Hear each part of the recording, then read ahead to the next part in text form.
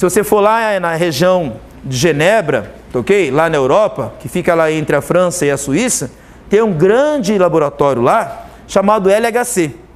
Ok? Esse laboratório, que faz parte de um complexo maior chamado CERN, esse laboratório ele é um imenso laboratório de quase 27 quilômetros de extensão. E a função desse laboratório é reproduzir o que dentro dele? Pequenos Big Bangs.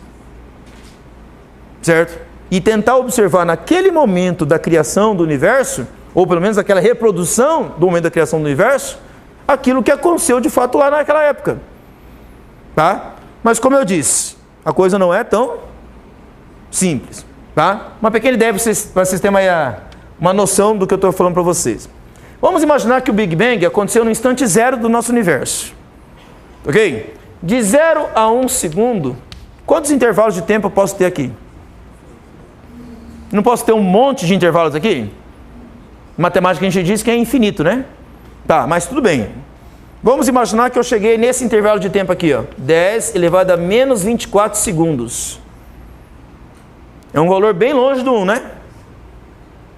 Bem próximo do 0. Mas bem próximo quanto ainda?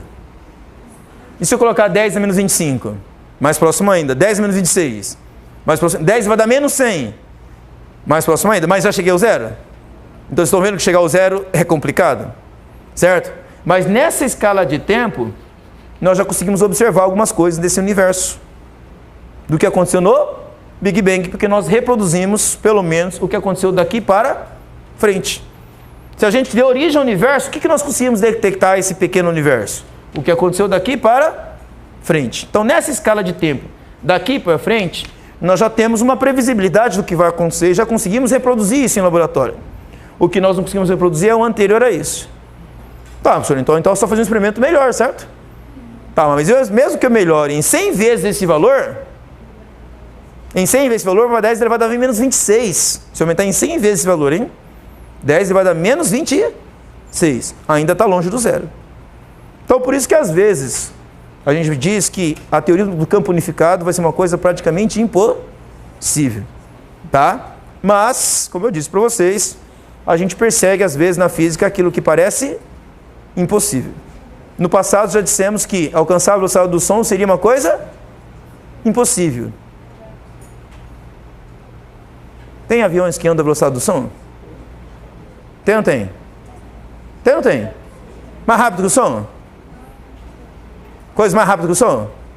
Tem, os aviões supersônicos. As espaçonaves estão lá no espaço, andam muito mais rápido que o som. Recentemente, no ano passado, não tivemos um cara que ultrapassou sozinho, ele mesmo, a velocidade do som? Já existe um sujeito supersônico nesse planeta já. O que ele fez? Ele subiu num balão, certo? Parecido com uma cápsula espacial pressurizada, vestindo um traje parecido com um traje espacial. O que ele fez? Pulou. Em queda livre. O que a gravidade faz com a velocidade do objeto? Acelera. Como ele pulou numa altitude muito alta, não houve praticamente a resistência do ar. E aí o que aconteceu com a velocidade dele? Foi aumentando, foi aumentando, foi aumentando, até ele conseguir fazer o quê? Ultrapassar a barreira do som. Não precisa de um Superman, então, para ultrapassar a barreira do som, certo? Basta uma experiência bem elaborada. Ok? O cara conseguiu saltar de uma altitude, se eu não me engano, de 40 e poucos mil metros de altitude. 40 e poucos mil metros. Tá? Mais de 4 vezes a altura do Monte Everest. Certo? Ele pulou e ele conseguiu ultrapassar a barreira do som. Uma velocidade superior a 1.200 km por hora. O cara caiu com uma velocidade maior do que 1.200 km por hora. Ok? Então o cara mais rápido do mundo não é o Usain Bolt, que faz 100 metros em 10 segundos. Ok? Certo? Em menos de 10 segundos. O cara mais rápido do mundo, ele conseguiu romper a barreira do som em queda livre.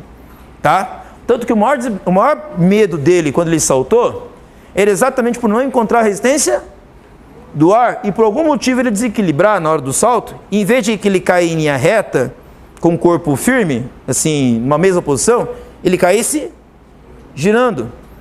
Ok? E qual o problema dele cair girando? Ele não tem o que se estabilizar, porque não tem a resistência do ar. Um paraquedista, quando pula de uma altitude razoável, o que ele usa para oferecer resistência e estabilizar a queda dele? O ar, a resistência do ar estabiliza ele. Como ele não tinha isso, o perigo dele era começar a rodar, mas rodar tão rápido que ele podia perder o sentido, desmaiar. Ok? Se bem que o sistema dele era automático, podia acionar o paraquedas depois, né? Certo? Automaticamente. Tá? Mas qual é a graça de você estar desmaiado, né? Certo? Ok? O cara rompeu a barreira do som desmaiado, né? Ok? Aí caiu aqui no chão, né? Ele caiu aqui no chão desmaiado. Qual é a graça disso, né? A graça é o cara estar acordado o tempo todo. Então o medo dele é de acontecer alguma coisa assim ou coisa pior, certo? Mas no final as coisas deram certas e no ano passado ele rompeu a barreira do som. Impossível? Então, a ciência gosta disso. Nós gostamos de correr atrás do impossível, tá? Até mesmo imaginar coisas às vezes, criar áreas do conhecimento que a gente não tem e criamos coisas para podermos entender. O campo elétrico foi um desses casos que facilitou demais o nosso entendimento da natureza. Tudo bem até aqui? Bom, pessoal, o campo elétrico ele é apenas um passo para a gente entender a eletricidade. Ele é um passo que facilitou a nossa capacidade de entender a ação à distância. Porém, só isso não basta. Porque o campo elétrico ele produz força, como a gente falou agora há pouco atrás. Tá? O campo elétrico ele atua sobre uma carga e produz na carga uma força. Tá, mas força para quê? Para que existe uma força? Olha, uma força existe para mudar o movimento de um objeto, não é? Mas ao fazer isso, a força está realizando o que nós chamamos de trabalho. Então, toda vez que uma força atua sobre alguma coisa e provoca um deslocamento nessa coisa, essa força está realizando um trabalho. E trabalho envolve um conceito importante, chamado energia. Tá? A energia é um dos conceitos mais importantes da física, porque ela mostra para nós que algumas coisas em nosso universo se mantêm constantes o tempo todo. Porém, essa constância da energia possibilita transformações. E a maneira com que você transforma uma forma de energia em outra, isso é chamado de trabalho. E toda vez que há trabalho, a realização de uma força que provoca um deslocamento. Então, se nós pegarmos uma carga elétrica aqui, tá? Imagine aqui que tem uma carga elétrica positiva. Ok? Tem aqui esse Qzão. E aí eu pego uma pequena carga elétrica aqui, também positiva, e abandono ela aqui. Bom, como a gente já viu anteriormente, surge uma força elétrica aqui devido à existência do campo elétrico, não é? Certo? Essa força elétrica, ela age sobre essa carga e vai fazer o que com essa carga? Vai deslocar ela daqui para cá, não vai? Ao deslocar essa carga de uma posição para outra, ela não percorre uma distância? Essa distância, que é o ΔS que eu estou mostrando aqui para vocês, essa distância, ela é resultado da ação dessa força elétrica que atuou sobre essa carga e produziu um deslocamento. Isso nós chamamos na física de trabalho. Ou seja, o trabalho de uma força. Ela provocou um deslocamento. E esse trabalho vai produzir o que ao longo disso? Uma transformação de energia. Nós teremos aqui um gasto energético do começo ao fim através da ação do trabalho. Certinho, pessoal? Na semana que vem, a gente vai continuar falando exatamente sobre isso. Que energia está sendo gasta nesse processo, tá? Por hoje é só.